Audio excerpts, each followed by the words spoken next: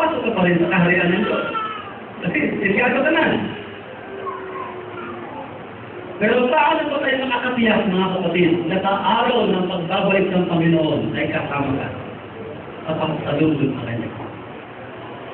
So mga anak ng Diyos, sa Ephesians chapter 1, sabi doon, He has blessed us with all spiritual blessings. In heavenly places in Christ. Your church, spiritual blessings are the best blessings. Amen? Which God bless us.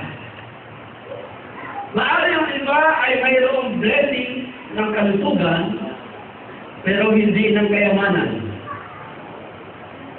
Maaari ang iba ay nagpala sa kayamanan, pero hindi naman sa kalusugan.